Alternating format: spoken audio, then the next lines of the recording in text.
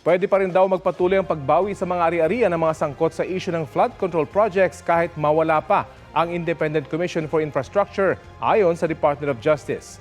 Postponed naman ang pre-trial ng mga akusado sa kasong graft at malversation kaugnay sa mahigit 96 million peso flood control project sa Davao Occidental. Balita hatid ni Joseph Moro. Ipinagpaliban ang pre-trial sa RTC Branch 27 sa Labu-Labu City ng mga kaso laban kina Sara Diskaya, Executive Officer ng St. Timothy Construction na si Maria Roma Rimando at 8 opisyal ng DPWH. Kaugnayan ng paglabag sa Anti-Graft and Corrupt Practices Act at malversation of public funds dahil sa maanomalya umanong 96.5 million pesos na flood control project sa Davao Occidental. Sa pagdinig pansamantalang pinagbigyan ng korte ang hiling ng kampo ng mga akusado na via video conferencing na lamang ang kanilang pagdalo sa mga susunod na pagdinig dahil daw sa kanilang seguridad. Inutusan din ng korte ang prosekusyon na tapusin ang paglalagay ng markings sa mga dokumento magsisilbing ebidensya. Sinubukan ng GMA Integrated News na kunin ang pahayag ng kampo ng mga akusado pero tumanggi sila.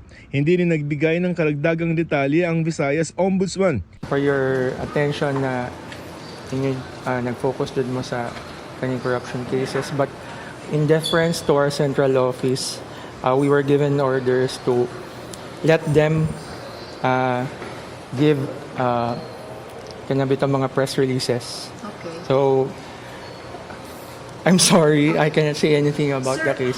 Diringgin naman ang petition for bail na inihain ng mga akusado pagkatapos ng pre-trial.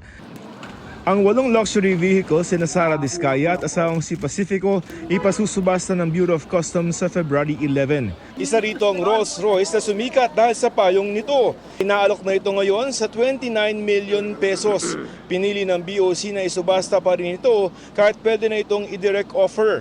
Mas less questions. We are trying to avoid actions that would cast doubt.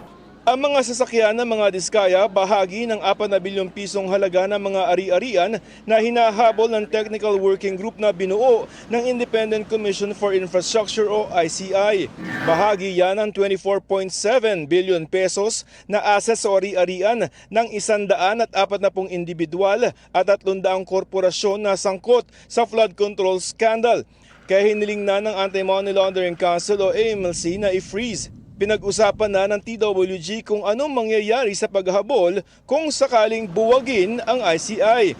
Pero sa ngayon, tuloy-an niya ang trabaho. Each individual agencies na mag-disengage or for example naman halimbawa mag-cease to exist, the TWG's work would still continue because we discuss amongst ourselves na what we do here would also be valuable for other agencies like the Sandigan Bayan, the Ombudsman. I think it was designed to exist outside the ICI.